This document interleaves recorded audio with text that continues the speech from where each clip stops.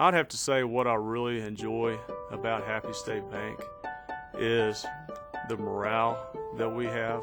Part of that goes back to the ownership that we talked about. Everybody understands as an owner, we're going to think like owners and not like managers, and we truly have each other's back each and every day. So that just the teamwork, everyone works so hard for each other, knowing that the ultimate goal is that each one of our customers is going to leave this bank knowing that we have given them everything we have as bankers to exceed any expectations they had out of our bank. Let's go ahead and start.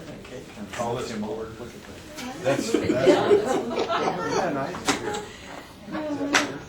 Let's see a cake. Oh, that's DJ brought it. DJ's right DJ's there. right DJ there. takes the cake. Thank you. Looks like Paul takes the cake. Yeah, I can't eat that. It's strawberry flavor and it's strawberry cake. It's really Ooh, that sounds good. I need a glass of milk. I make it myself. Yeah, you baked it yourself. Okay, let's try and call this meeting to order. We have a, You got lift off? Oh, no, we don't. Technology. I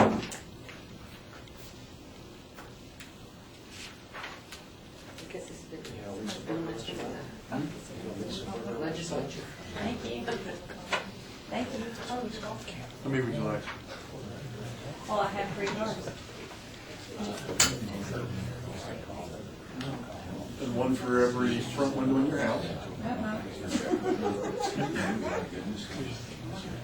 Thank you. Thank you. How about one for every Amarillo College owned vehicle? Vehicle, that wouldn't be a bad idea. Really wouldn't be a bad idea. I got it. Well, yeah, I think we might as well, we're waiting to see who's going to do what.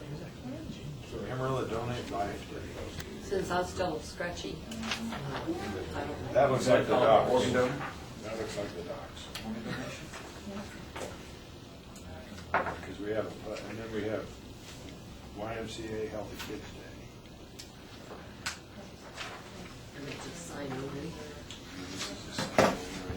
This one is alcohol Short, sweet. awareness. Where's Sims when you need him? Drinking much whiskey, I guess I I should. shouldn't kid about that.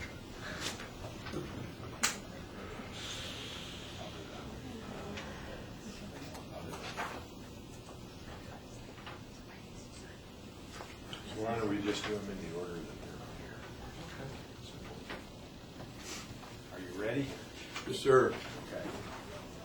Let's call it to order then officially. Turn over to the city manager for the agenda. Thank you, sir. Item number 1, approval of the minutes of the last week's meeting. The woman next door.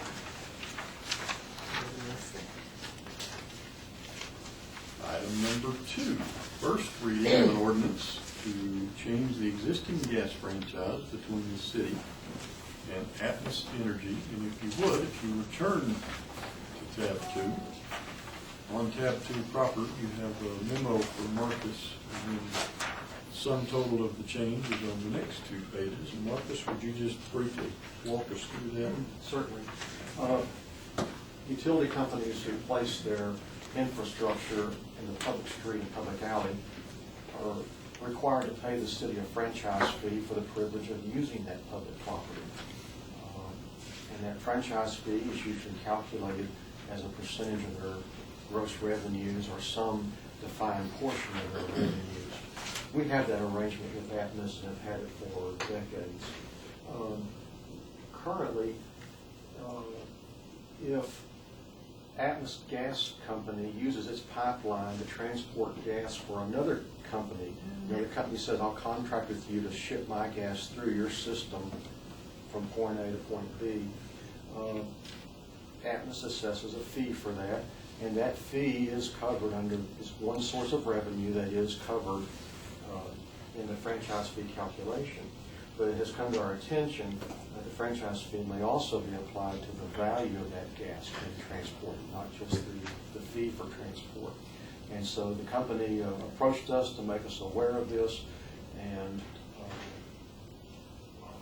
we have before you then the company and the city agreeing and recommending to you an amendment to the franchise ordinance adding to the definition of revenue, the quote, the value of the gas transported. And so that will have the net effect of increasing your franchise fee revenue by a small amount.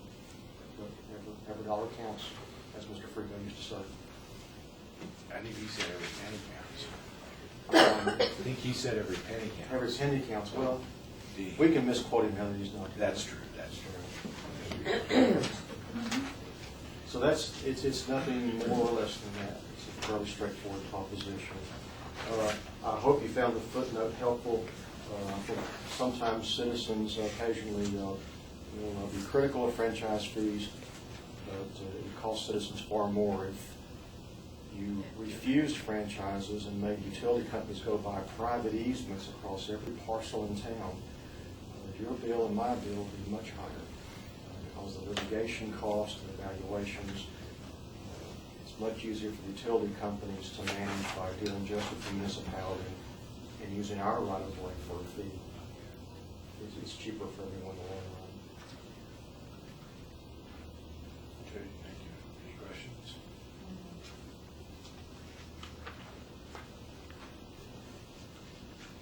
I have one question. This is also regulated by state law, is it not? There is some state law on the general topic. The actual terms of the franchise are left up to individual cities to negotiate. Will this be one of those things that's threatened to as it becomes a member of the state regulatory agencies? Not any control of the cities anymore? Oh, yes, we've already got examples of that. Years ago, you had a franchise for your telephone company, and no longer do you have that. It's now a state franchise for telecom. You're about to get it for cable. When our cable agreement expires in August, it'll be a state franchise then. They've taken away that prerogative of the cities. That's going to be, I mean, I understand it's happened in our life, but that's going to be more critical for the energy companies, is it not? For us to help have some local control of that. Yes. Well, local control is always important, and it is degradation of your authority. Both the telecom statute and the cable statute, and what we're fighting currently in the legislature over the current move to remove your gas and electric jurisdiction. Yeah, and that's compounded in my mind by the cold reception we had when we tried to speak to them.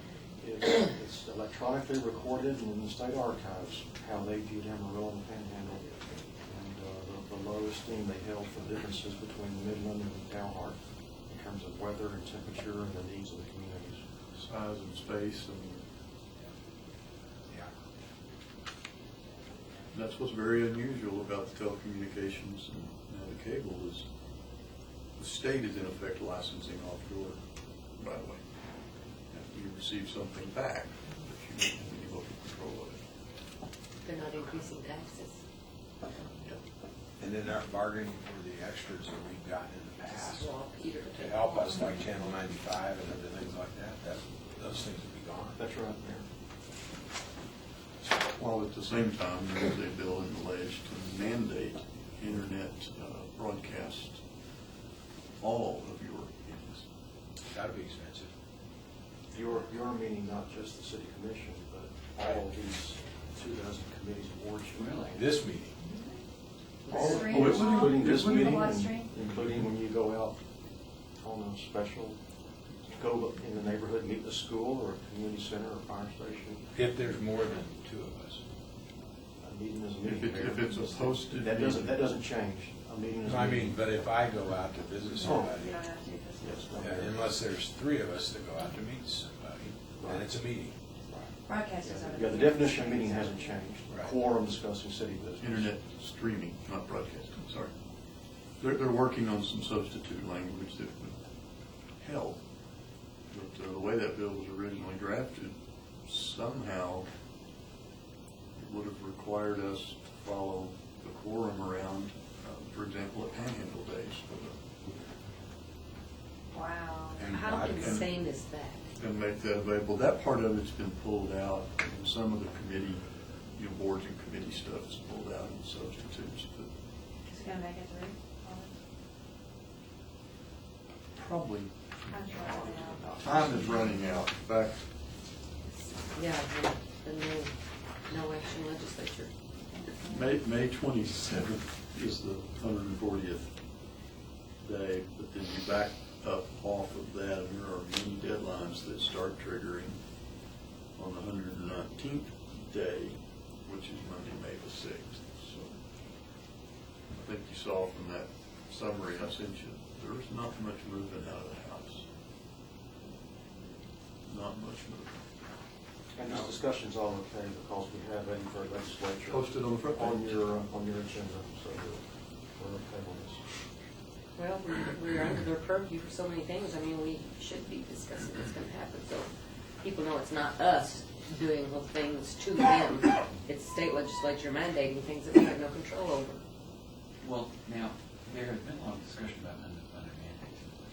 Has that been traditionally just a philosophy of the majority, or are there actually standing current law that limits our unfunded mandates? There's no standing law that prohibits it.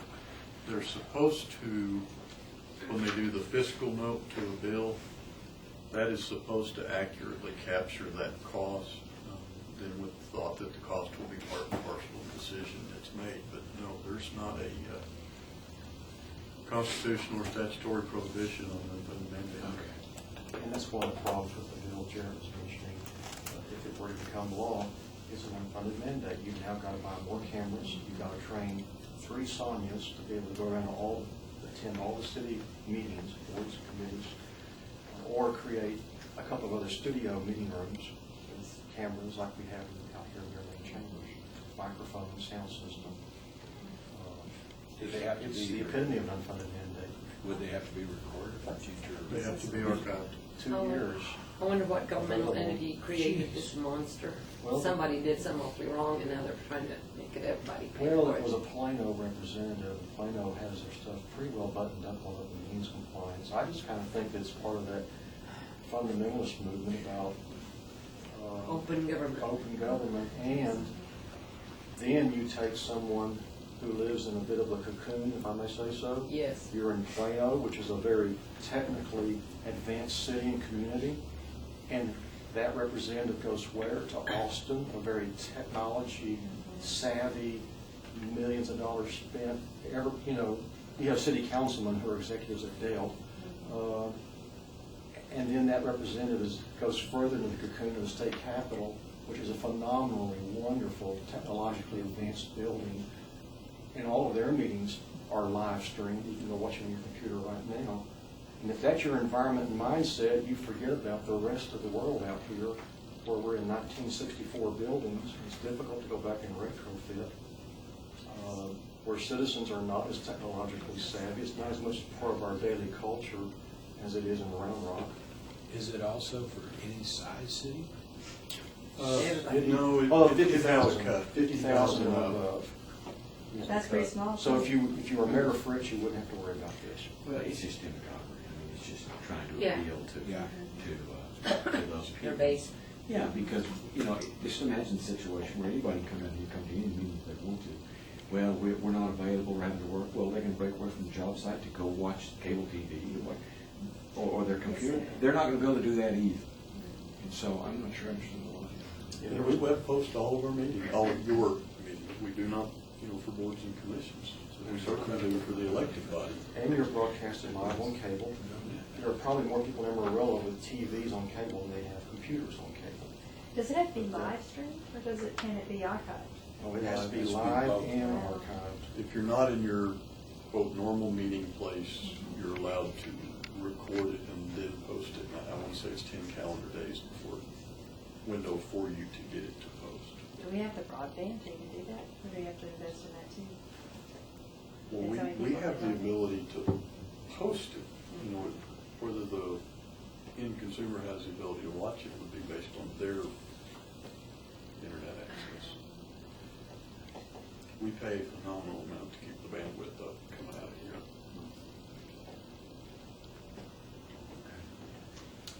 Well, that brings us back around to the franchise. That takes us, Full circle. Yeah. we're all experts in free association. We'll Mr. Reed visit. started with a very direct question related to franchises, and We'll we've been visit. Austin and back. We'll visit legislative issues again later. Item number 3. This is the first reading of an ordinance to amend your municipal code. This is a housekeeping item. We did change the warrant fee to $50 in your approved budget for this year, so this is now amending the ordinance to match such.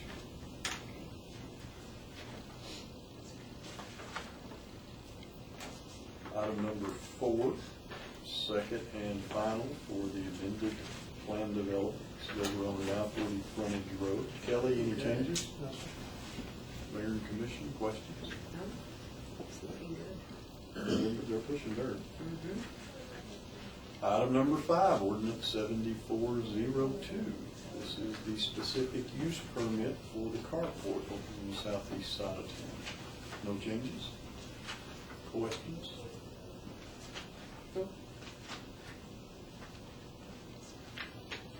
Move into the consent agenda. Consent agenda item A is water distribution improvement, or water distribution improvements replacement of mains. This is taking out the little mains and putting in the larger mains. You see a listing of those locations, and if you turn to tab A, I believe we have a map, Second to last, the next to last one, identifying where all those are. This certainly is an older part of town, and a part that was put in with those small 2-inch diameter mains, a lot of which were dead-end mains, that they go to the end of an alley and stop. This project will put the larger mains in and will loop them, so that you have continuous circulation. How long will this take? Tim, how long? Construction period? We've got it scheduled to complete by August 9th. Wow, that's a lot of streets. So is this done without digging? In some cases you push it through? or And you this have will it? be dug in. Wow. Nearly all of the heights. Who is that? Are they digging in the street? And it's not each and every street that's on there. I'm sorry, that's a little bit misleading. That's a GIS shot of where all those 2-inch mains are in that area. So the blue isn't The blue is every water line that's over there. That's what that is. but it's not all. No, it's not all those. Okay, I was saying, man, they're gonna be They- busy beavers. There's no houses there. Phone calls on that, so there are gonna be some streets closed over there. There's going to Alley be a streets. total of about 3,000 linear feet that will be done, so that's going to be in the order of about 10,000 blocks. However, we do have over 90 miles of 2-inch line filling system. We're trying to replace it as quick as the money will arrive. Literally the areas where when everybody gets up to take their shower in the morning, the person at the end's not going to have the water pressure. That's what I have. Yeah, and especially. when You get they absorbed. arteriosclerosis over the years. Yes, clogging of the arteries. Absolutely. I think all of y'all have seen those, but many of those 2-inch mains, when they get them out, might not have 3/4 of an inch left. Yeah.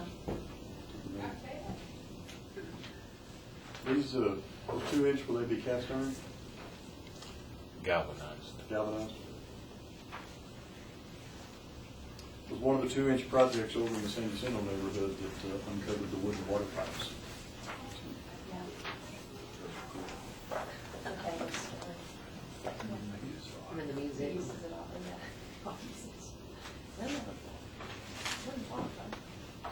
Consent agenda item B, annual purchase of various mowers and utility carts, and you see the award by vendor listed there. This is one item that while we're holding our own on cars, trucks, we're seeing some minor decreases in the yellow iron and heavy equipment. Mowers especially every year just continue to go up.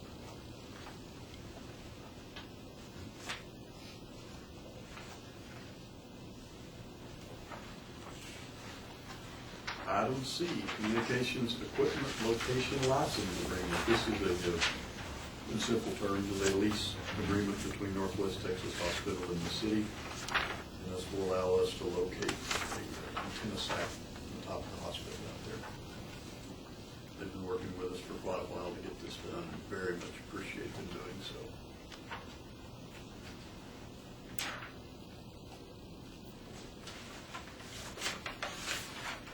Item D is routine aviation clear zone easement, and again, these are the zoning overlays for the area around the airport that prohibit structures from being certain height above ground relative to how close they are to the roadways.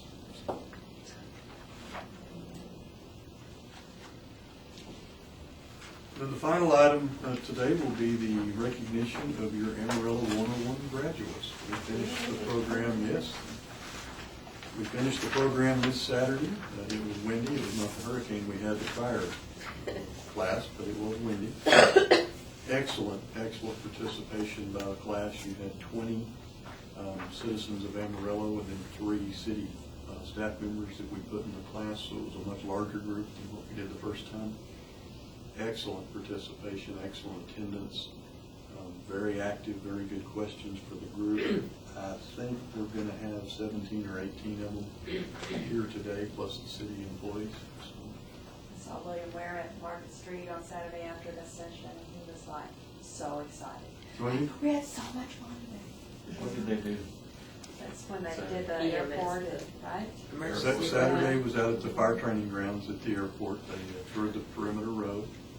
They had a bomb squad show and tell, command vehicle show and tell. They got to drive the big snowplow that 2 of the unnamed commissioners tried to get together in. They only let them have one at a time. I won't tell anybody. The ARF truck did an extrication demonstration for them by the fire department, took a Ford Explorer and made a convertible out of it in pretty short order.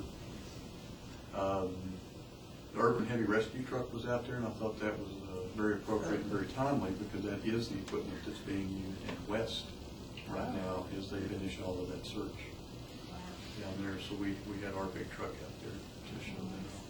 Had the ladder truck. We had the ladder truck, Mayor, thank you.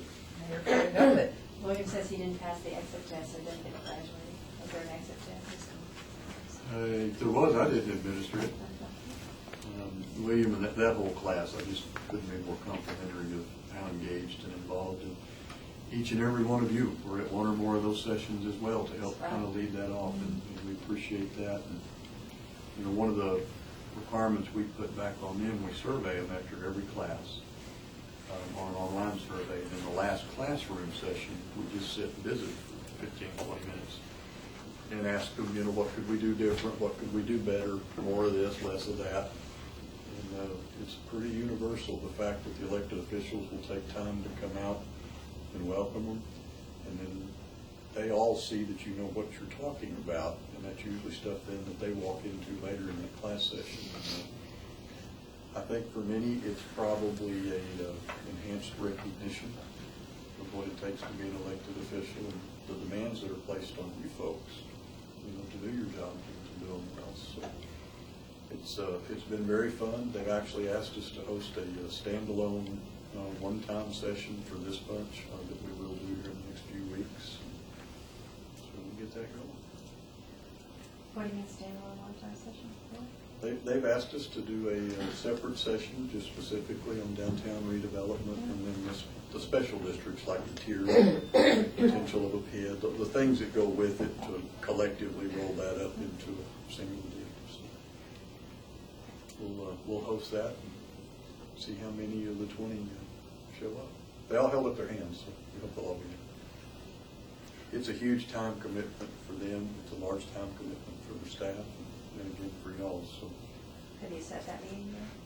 I haven't. I'm trying to get this wrapped up and get a few other things moving. Get things Thinking done. about weekday or weekend? I'm really thinking about a weekday evening. Do you have a thought or a suggestion on that? This one was a little different. We did 5 classrooms and 3 field trips. The original group was 5 classrooms and 2 field trips. That kind of a discussion of the microcosm of downtown would be so also beneficial because at some point in the future, you can sure see setting up other areas like that. Absolutely. And duplicating those and having people that you need to draw on to be able to fill those spots to. Very true. So many of those tools are portable and can be applied in a lot of different.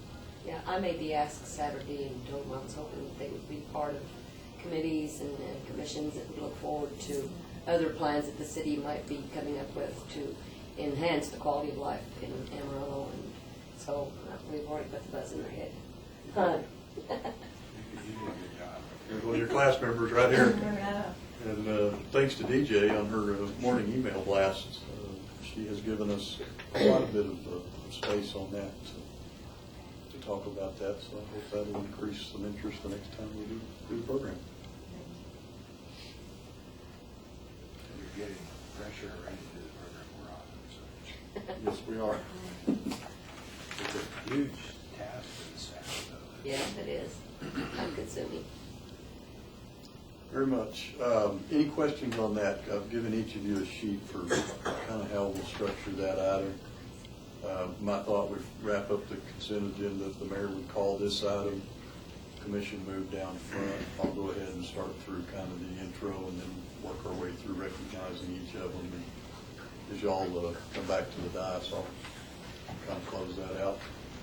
And we're done and move to the public comment. So we want to do it out. Gotcha. Jared, if I may, remind everyone to just group together for the photo opportunity because they each accept their plaques. And we'll have a slideshow run showing the different activities from the 8 different sessions. I'll mention a few of those. And, I think one of the things that really helps get the bang for the buck, we have them for 8 times. They never meet at the same place twice. So they may go one place specifically to hear about finance, but as part of the break sessions, they're actually then getting to see a facility they wouldn't otherwise get to see. So they, in a pretty short order, they see a lot. Not quite as intense as what y'all did when you went through your orientations, but nonetheless, we move them around quite a bit. What facilities seem to be the biggest surprise? I would think the communication center would be a surprise. I would think the public health department would be a big surprise. They wouldn't realize we had such really well constructed and comprehensive facilities. I think even starting with the basic, we have that facility, period, was a big surprise. Yeah. The deals with public health. They had great comments about it. And Dr. Reed's led that one off and really kind of had them sitting right where they needed to be to get that going. The Emergency Operations Center and the Communications Center were both just, if you haven't seen something like that in person, You just wouldn't imagine No. a city like Amarillo would have something. I mean, that's like something you see under the White House. Star Wars. Well, on Saturday, I kicked it off by making some remarks, and I mentioned how apropos, unfortunately, it was considering Boston and West Texas, and here they were looking at what our guys and women do for emergency situations and all. So it was just, I'll just quit it.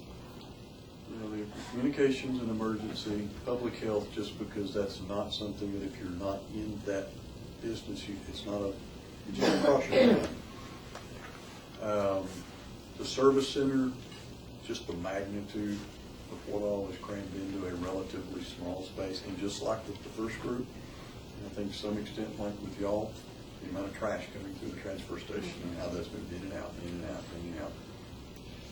The water treatment plant, as usual, got quite a bit of interest, and I think, as Lilia said, though, when we met Saturday morning, we were just coming off all of the events in Boston. We were just coming off what happened in West. And many of those response assets and capabilities that they've seen snippets of on national TV are parked out in front of the building waiting for them to go look. And to let them know that a city our size has those capabilities and has people trained to do it, it's quite telling. The library is kind of when we do the culture, leisure, recreation session. How that fits with the Harrington Library Consortium and how those meeting rooms are actually HLC meeting rooms that feed into the library, and the genealogy Yeah, they mentioned that. came up, the Bush Room. it really is an open the doors and let people see their city. And it's not that most of the stuff is hidden, it's just, If you don't have to it's use not it, it's something there. that's, Yeah. commonly in sight. It was pretty good. We didn't go to the public health building the last time. No, that's the first time. This That is was the extra session we had. Yeah, so well, they only meet once at City Hall. When they come in to see you today, this will only be the second time they've been in City Hall. They have to listen to Marcus and I do the intro session in City Hall. You still wanted me to give a tour of the law library. It's fascinating. Yeah, well, Since The law Since you library. could only fit 5 humans in the law library at once, couldn't figure out how to get 23 of them. We just have to be a little parade.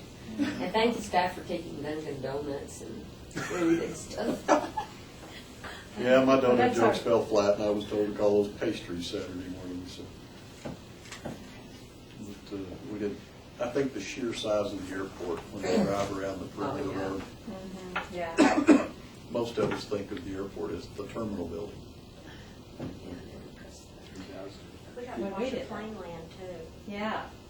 We were like right out there, right next to it, and he stopped the car that we were in. I was in Pat's car, and it was so cool watching it touch down and seeing the rubber fly out from under it, and the tires and stuff. It was that whole class. I'll be right with that for a long time. What was your biggest surprise, DJ?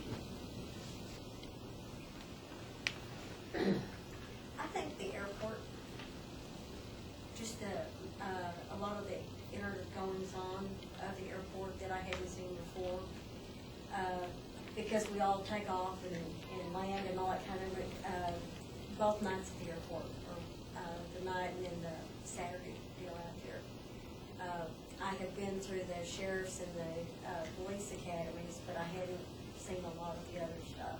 And again, the timing, and I really appreciate y'all's comments, the fact that you showed your souls to us. And that was really cool. You weren't elected officials, you weren't staff, you were showing your souls as to the service that you had in your heart. And that meant a lot. I heard a lot of compliments about Mayor Harpo, to the fact that he took his time to be part of it. And people said, he has 3 other events he's going to tonight or today or whatever. And they commented about that. We were having fun. It was fun. Yeah. Yeah, thank you for doing this. I'm so impressed. Did I get to see, they don't get to go on there and see the baggage handler. They did. I did. I How want do to you see get- that. What's the process allowed TSA allowed to do that?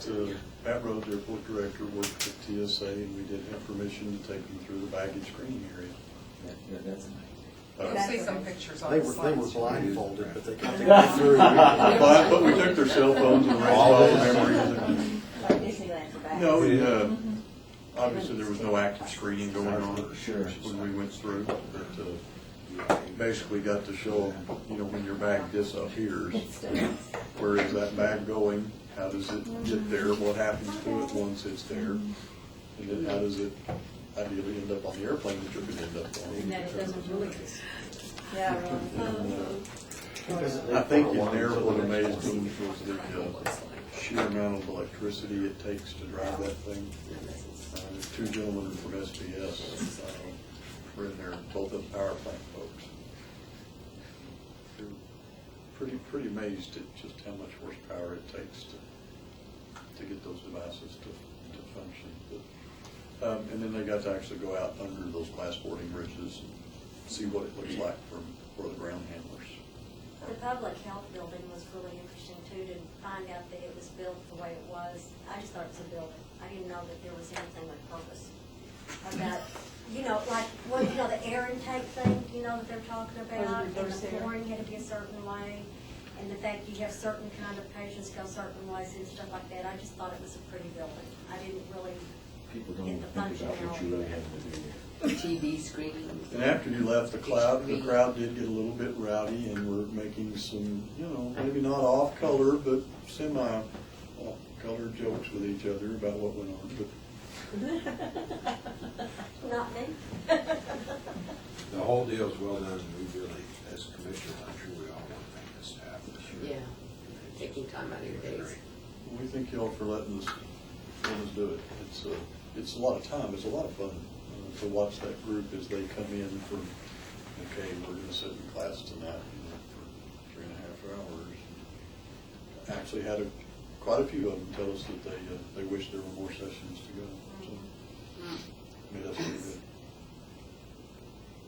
We've made friendships there that we've never met each other before.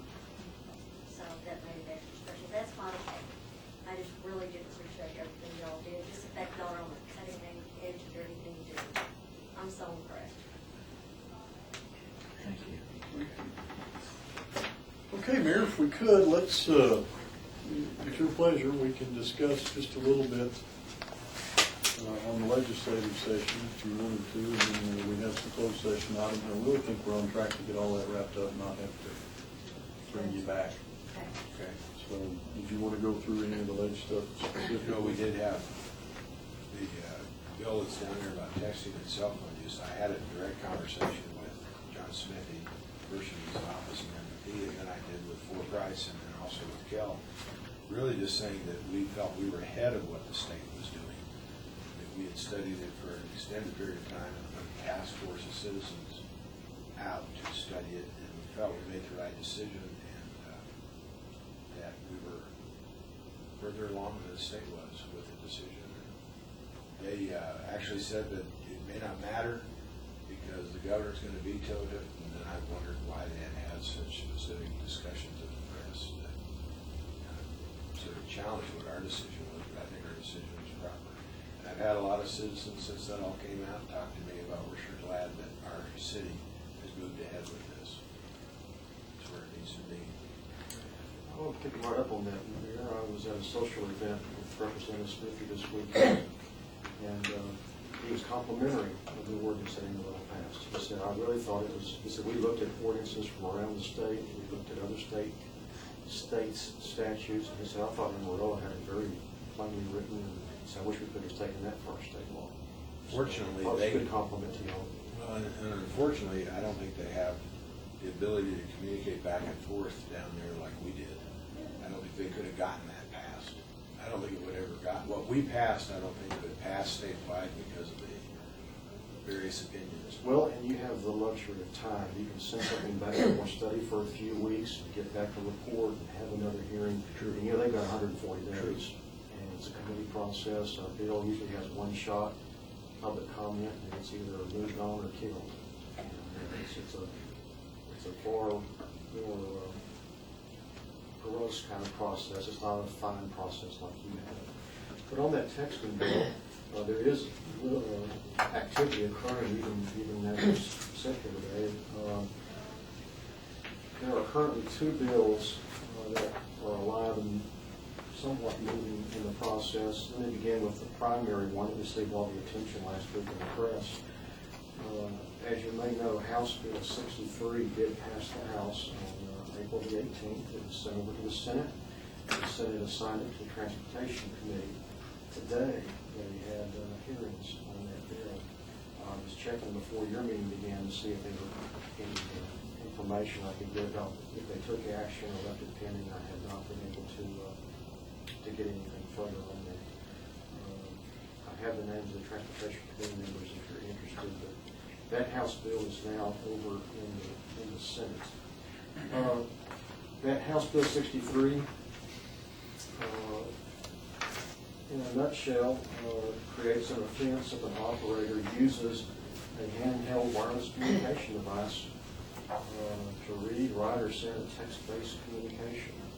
It is a texting ban. They have a defense, however, if you were texting with a hands-free device. So they keep the hands-free device exception. So if your phone is capable, you can pull it out and say, Siri, text Paul Harpole, and dictate a message. If it's hands-free, you can use a speaker device or Bluetooth or the type of hands-free device.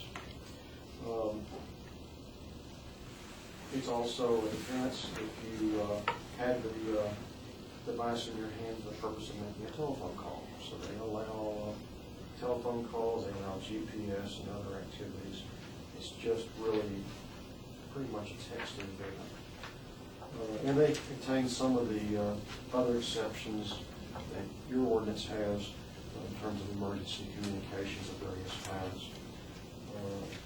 They do have a broader exception for occupational duties. Yours is limited to government officials, first responders, and they broaden that.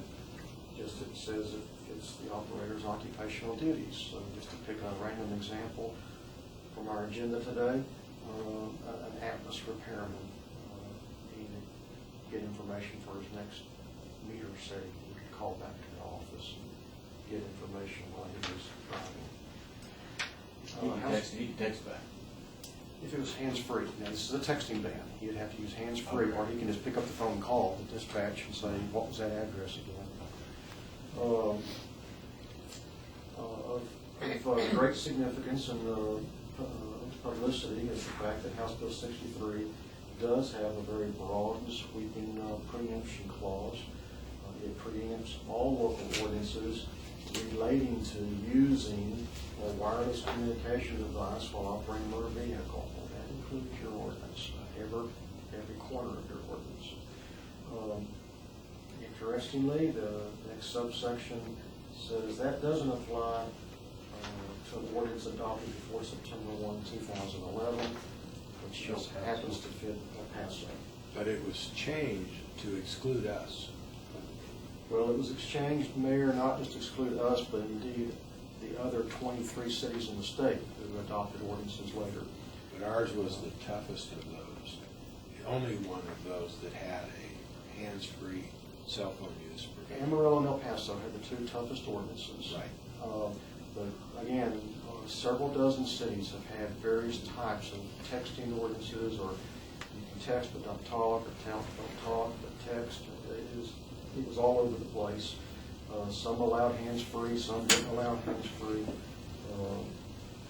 Representative Smith, his purpose in that was, let's get one rule across the state and be done with it, so that as you travel, you're not, how do you know if the city has annexed next door where the city limits are now? Am I in Amarillo yet, or am I still in Canyon? Am I in the ETJ, or if you happen to miss the city limits sign? And so, viewpoints differ, reasonable minds can differ, but the majority of the House, and apparently last session the Senate, felt that a single rule statewide is what would best serve our citizens. But that's the status of the law. How did El Paso get exempt from that, Marcus? Why was that? Because they had a sharp Politics. representative. They had a representative who was able to get that amendment. He owed somebody something. Well, conversely, we had a representative introduce a thing that excluded us.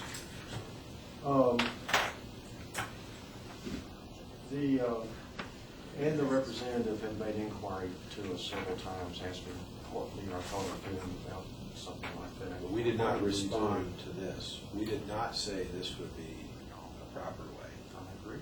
And also, Marcus, doesn't it say that if you're stopped, you can text, but it doesn't say, like, is that at a stoplight?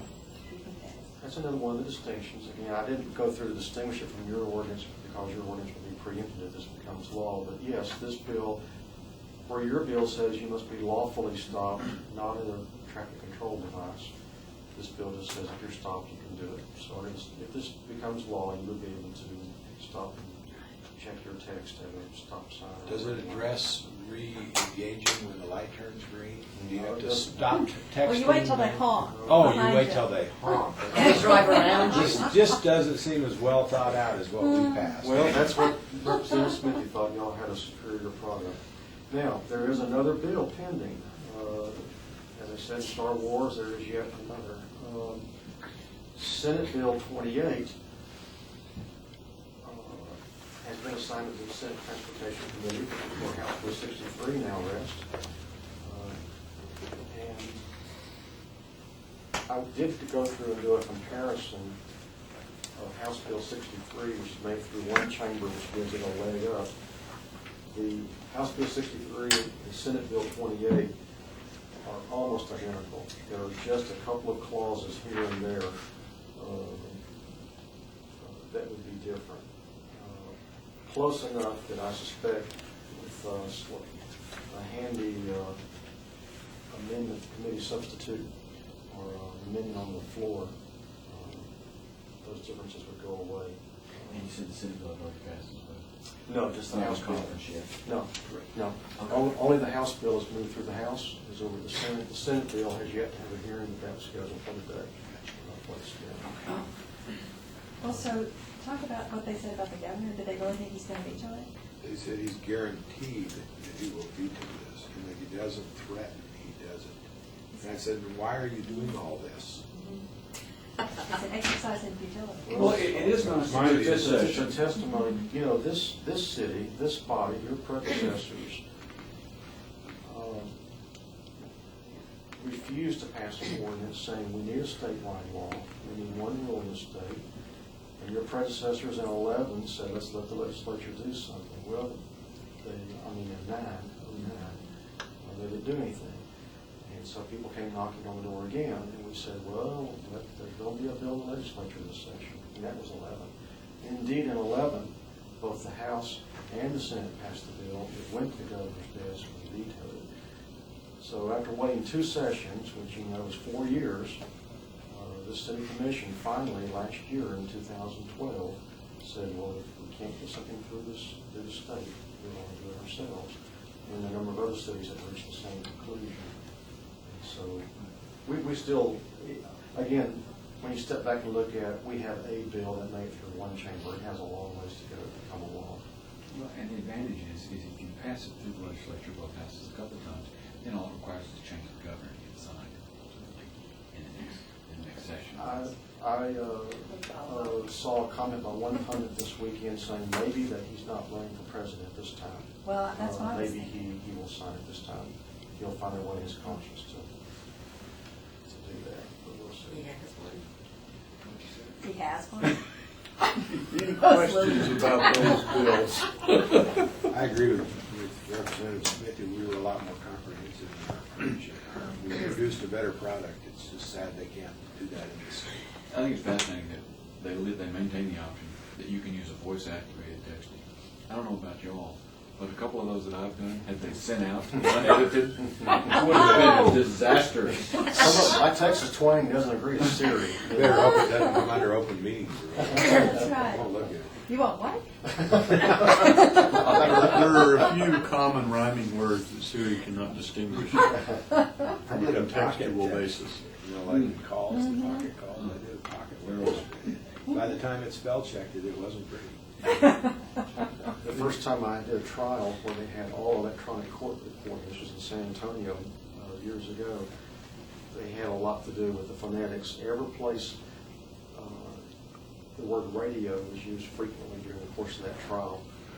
And every place in the transcript came out rodeo. So, well, the rodeo quit working about that time. I turned the rodeo off and on several times.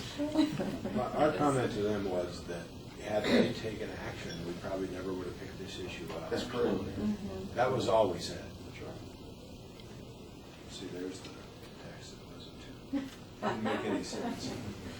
Idea what that was. We'll continue to watch those. We'll keep watching, we'll move forward. The bill that would require the internet streaming has not come out of its committee yet, so they're going to have to get in a hurry if that one's going to happen. And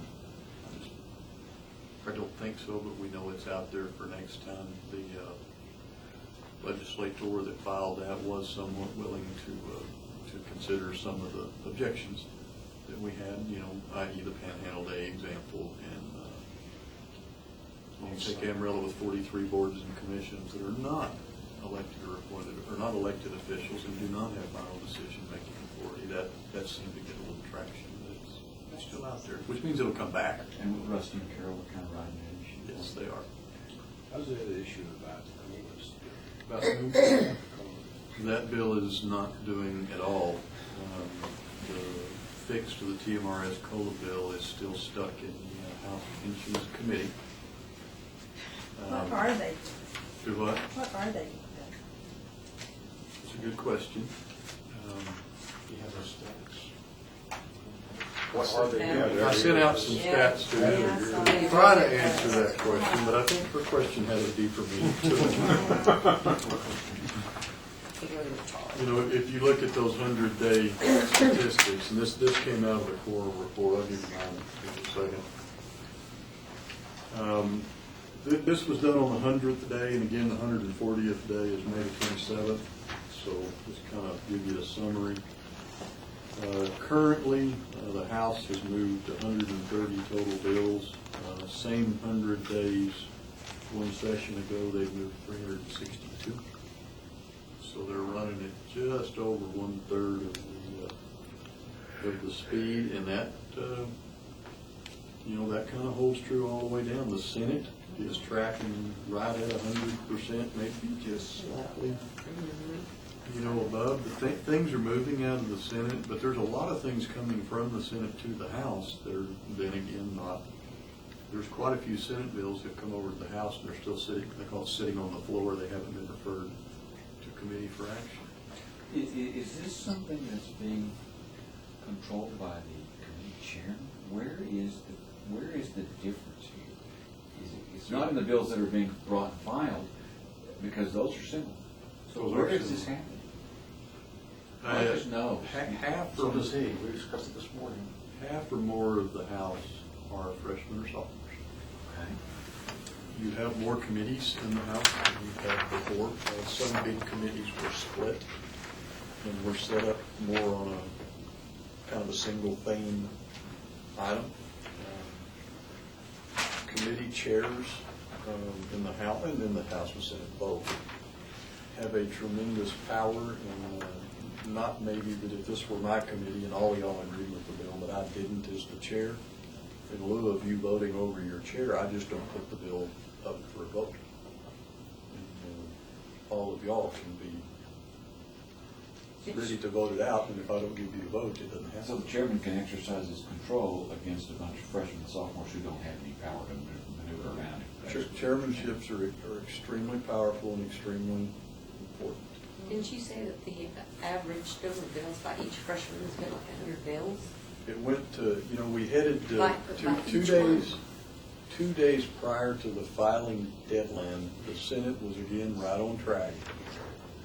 And the House was, remember, 2,500 bills behind. Those 2,500 bills got filed in the last 48 hours. So are those like a lot of those ceremonial bills, or are those really, you know, some of the stuff that comes out of it, A lot it's of it just so. is- Those are proclamations usually, or resolutions. They're called These are resolutions. These are actual bills, laws, if you will. Well, we were down there, and you see that the first, you know, significant portion of each floor session is the ceremony. And, you know, these guys and gals have got a tough job. There's 140 days to figure out the next 2 years' worth of the state business. And it gets pretty tough. Now, the budget bills have moved really with probably better than normal speed. HB1, SB1, those have moved well. I think they They're did. in the conference now. They are in conference. The big water bills that talk about tapping House Bill 4, the $2 billion rainy day fund bill, and several of them, those are moving. And they're really being worked on. But the transportation bill, transportation's moving. I don't think it's moving quite like the budget and stuff did. But, you know, we're now locked up in what would be the more routine business, and it's just tough. School finance, redistricting, still some major issues out there, and there's, of course, also it's full of rumors during the session, but the rumors are that the governor will call a special session on those issues. In one reason the budget moved pretty quickly is because you had those items that you had to get passed that were holdovers from last session, right? So you opened that kind of up, right? Reese's kids, and you kind of. And they had money in the budget They this had time. money. Yeah. Yeah. Rainy day fund. You know, the 2011 session, the 82nd vote, between budget and redistricting, that was about all they could do. And obviously, you're now catching up on the budget. You're still tweaking on your redistricting. As you know, it's much easier psychologically and in actuality to budget when you have money to distribute than it is when you're trying to distribute cuts. Where are we going to cut that? That's so much more difficult and contentious.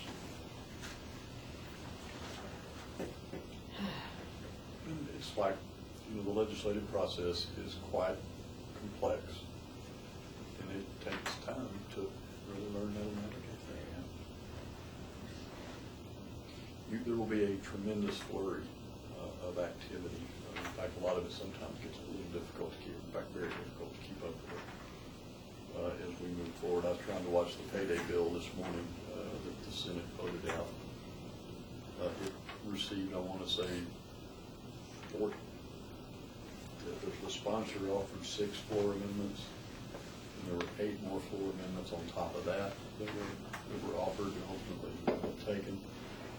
Major bill, a bill of high interest to this body. Is that payday in? Payday in I got you. convictions, Senator Corona's bill. Okay. From the news reports, I think it sounds like they've really turned the screws where they need to turn the screws on that bill, but as of noon today, they don't even have what's called the engrossed version, the version that's what we actually did. That's not a version. In fact, there was only one of the 14 amendments that had even been posted. So is they going to put it under a regulatory agency? Paul, I hesitate to say until I can see Yeah. what the 14 amendments are. Over the next 3 weeks, you'll start seeing later and later reports like in the morning. I go to a website and pull up the activity from yesterday. More and more it says the action was taken at 9:39 p.m. or 11:45 p.m. or 1:02 a.m. this morning. Midnight oil will be burned here in the next couple of weeks. I used to work session for the Senate sergeant, and they kept, the last day, they would keep pushing back the clock when it was midnight, they'd push it back. It would end up being like 4 o'clock in the morning, but it still said 5 till midnight. Clock's still Those broken. clocks are just unreliable. I know I wish everybody that's a voter could go down and watch that for a while. And standing around talking, paying It's attention. quite an experience. Why would you do 100 bills rather than focus on 20 that you do well? Why would you do that? Because you promised your constituents you're going to do X, Y, and Z. guess So you've so. got to at least go through the exercise so you can get elected again. It's not about what they're doing, it's about getting reelected. Say I tried. Yeah. You can't even keep track of that many yourself. Well, for about 50 years, Texas has needed to meet every year, but There you go. Yeah. At some point, the sheer magnitude of what that group has to do, what they have to accomplish, just isn't going to happen in 140 days. And it's been, it's 3 special sessions, I think, in 5. Several of those Let's failed. go 5 was the big one, I think. Yeah, there were 3. They just, the governor kept bringing them back, and you take things like passing a state budget, every 10 years looking at redistricting, and even just education, both public school education and higher education. Man, those are full-time topics in and of themselves before you get into any of the rest of it. It'll be interesting, and I appreciate that you said that, because when you spend much time at the Capitol, you're starting to hear that more and more. it's crazy stuff. Flip side is these folks put, as Marcus said, that it'll soon be a 20, 22-hour-a-day exercise as they try to get that work done. Could we go ahead and call a closed session, Mayor, and we'll move our way through that? Mayor and Commission, now for a closed session.